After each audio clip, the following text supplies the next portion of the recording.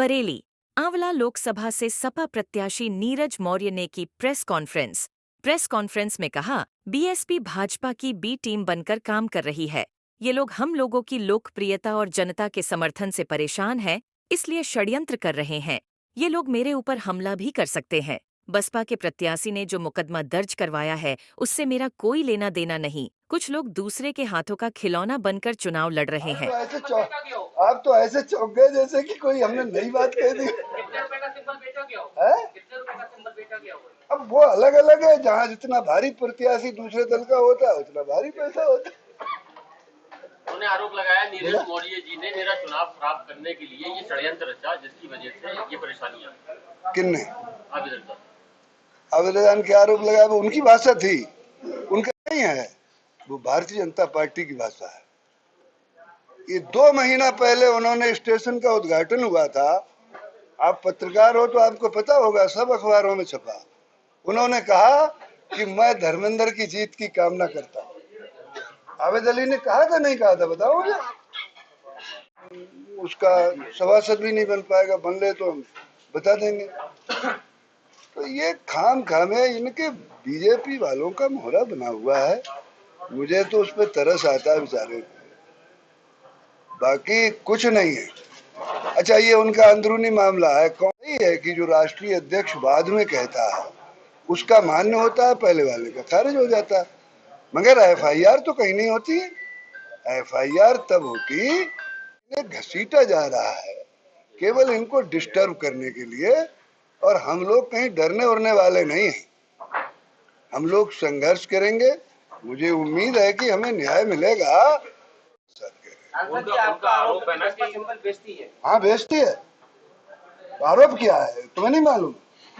बताओ हमें बताओ। मुझे प्रेस वार्ता करनी पड़ रही है क्योंकि इस चुनाव में कुछ लोग दूसरों के हाथों का खिलौना बन के चुनाव लड़ रहे हैं, और मुझे लगा सबको ये पता है कि बसपा भाजपा की बी टीम बन के काम कर रही है, और वो लोग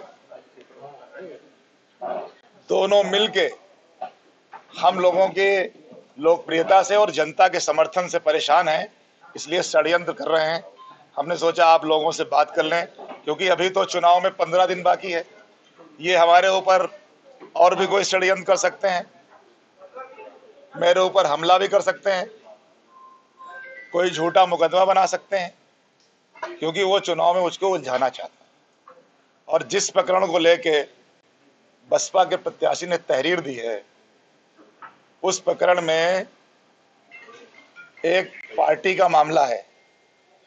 उस पार्टी ने किसको क्या सिंबल दिया, किसको नहीं दिया, ये जांच पार्टी करे और लोग करें, उसके बाद कोई कार्रवाई होनी चाहिए। इसलिए मैंने सोचा आप लोगों से बात कर लूं। और इस चुनाव में जिस तरह से खासकर बसपा के भाई आबिद अली जी, जो अभी कल तक हमारे समाजवादी पार्टी में ही थे, हमारे साथ थे और हमारे कार्यकर्ता में हमारे नाम के वो नारे लगाया करते थे, आज ठीक है उनका मन बदल गया।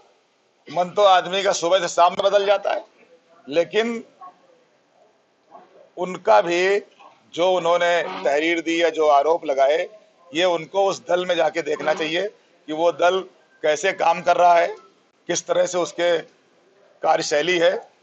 या तो उनको अभी पता नहीं होगा, लेकिन जो भी उन्होंने बातें लिखी हैं उससे मेरा कोई सरोकार नहीं है। मैं ये कहने के लिए आज आप लोगों के बीच में आया और बैठा हूँ।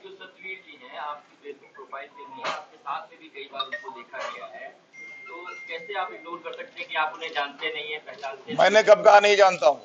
आबिद अली भी तो मेरे साथ थे, मैंने कहा आबिद अली मेरे नारे लगाते थे।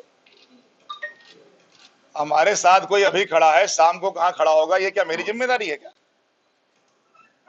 इस गाड़ी की बात आ रही, जो गाड़ी पकड़ी गई उसमें आपके डॉक्यूमेंट्स थे? कोई गाड़ी पकड़ी नहीं गई है, आपको जानकारी नहीं है। हम बता रहे हैं, मेरी बात तो सुन लीजिए। ऐसा है, वो गाड़ी जहां पे एक हमारे यहाँ के वकील साहब उस गाड़ी से गए थे, वो वकील साहब वहां से आए और उस लड़के से कहा कि भाई मुझे कलेक्ट्रेट छोड़ दो। थाने में गाड़ी कैसे गई इसकी जांच कर लो आप।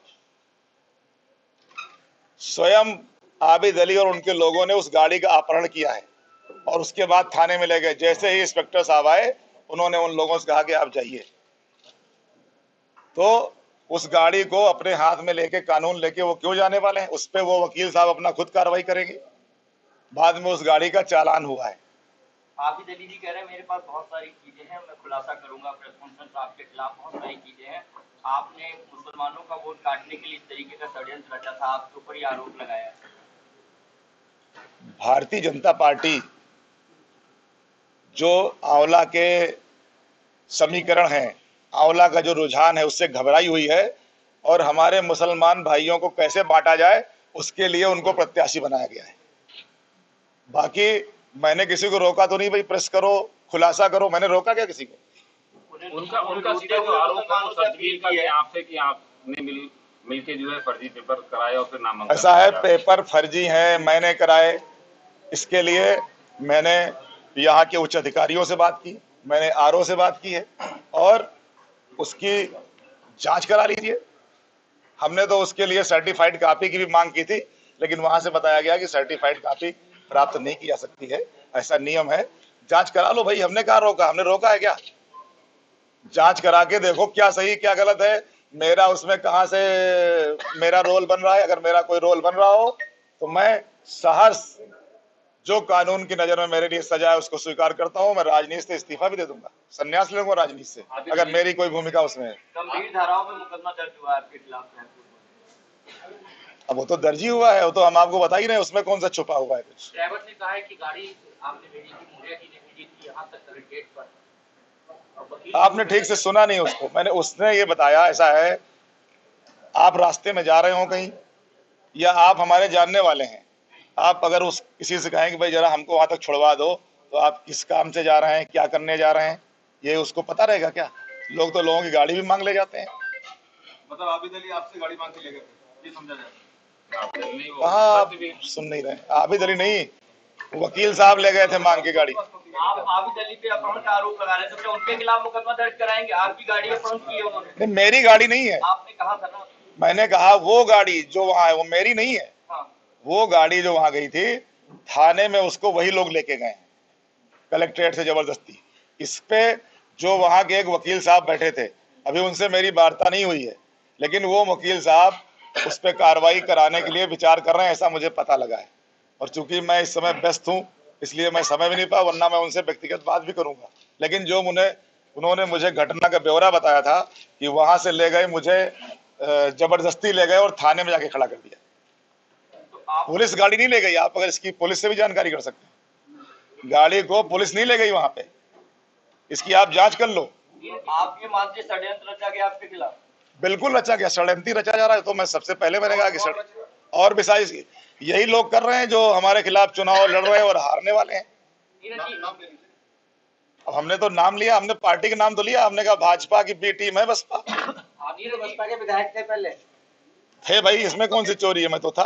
नीरज जी, आप भी जलालाबाद से और जो प्रत्याशी है तस्वीर वो भी जलालाबाद से है, गाड़ी भी जलालाबाद से है, ड्राइवर भी जलालाबाद से आते हैं, वकील भी जलालाबाद। तो इन सबको देखकर क्या लगता है कि आपके जो आरोप लग रहे हैं वो कितने सही है, कितने गलत माने गए? क्या सारे जलालाबाद के लोग हमसे पूछ के काम करते हैं क्या?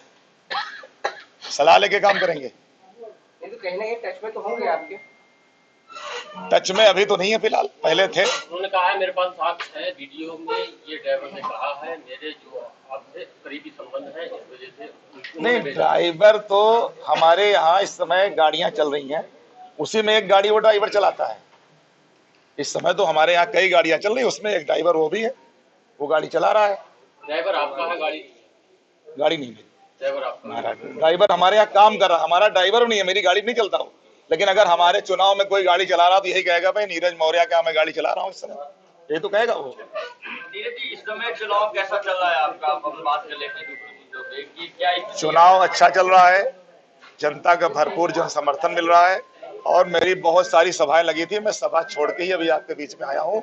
सोचा कि हमारे मीडिया के बंधुओं के माध्यम से मेरी भी बात चली जाए जनता के बीच में, इसलिए मैंने सोचा कि ब्रेक करके, क्योंकि अभी इतना व्यस्तता है, लेकिन हमने कहा आप लोगों से मिल लिया जाए, आपसे बात कर ली जाए, इसलिए। कश्यप जी कह रहे हैं वो 3 लाख वोटों से अधिक से जीत है। अब धर्मेंद्र कश्यप जी क्या कह रहे हैं इस पे मैं कुछ कहते हुए मैं इतना जान रहा हूं कि जनता आंवला में इस बार बदलाव करने जा रही है और आंवला में बदलाव होगा। उन्होंने कहा विकास की गंगा बहाई नहीं। अभी मैं तुरंत विकास की आपने बात की, मैं 11 ब्लॉक के रोंधी गांव से आ रहा हूं। रोंधी में मीटिंग करके आ रहा हूं। रोंधी गांव को सांसद जी ने गोद लिया था। उस गांव का कितना विकास हुआ, कितना वहां पे काम हुआ, मैं अपनी आंखों से देख के आ रहा हूं। अब आप बताइए, विकास गंगा रोंधी गांव को देखा, ये पता लग जाए कैसा विकास हुआ है। मैं वहीं से चला आ रहा हूं आप